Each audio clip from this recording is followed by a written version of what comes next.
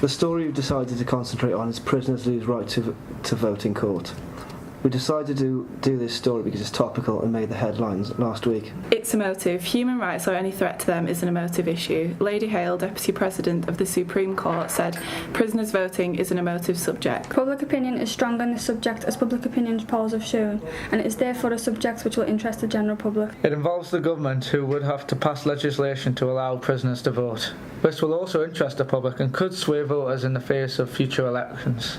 And the vote in February 2011 by parliamentarians voted overwhelmingly against any change in the present law. The emotive element is so strong, one with public opinion firmly believing that prisoners should lose their rights to partake in any voting, as they have committed crimes and have therefore lost their rights. There is definitely a conflict here between what prisoners see as their human rights and how public opinion sees this.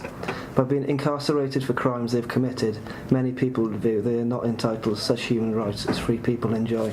Some common conflicts seen here are conflict of interest, restriction of freedom, unreasonable argument. For example, why should prisoners be allowed to vote when they are in prison, as they have lost their freedom and should therefore also lose basic rights, which free people? Another reason that this is such an emotive story is that it would need the law to be changed to allow prisoners in the UK to vote, and any change in laws provokes a great deal of public opinion interest.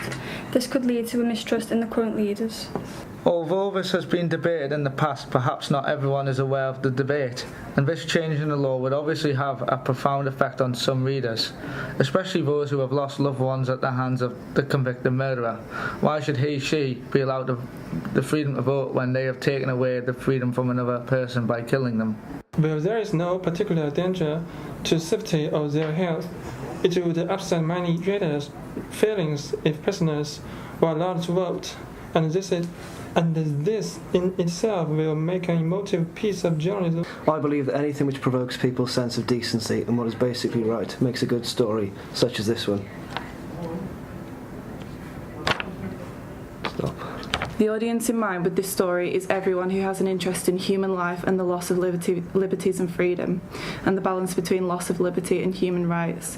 This story will particularly be of interest to those who have suffered at the hands of convicted criminals and could provoke a lot of outrage and intense feelings amongst these people. The conflict of interest element is whether the law should allow prisoners to vote, because it can be argued that they have already lost their liberty and have therefore suffered enough and should be allowed their right to vote.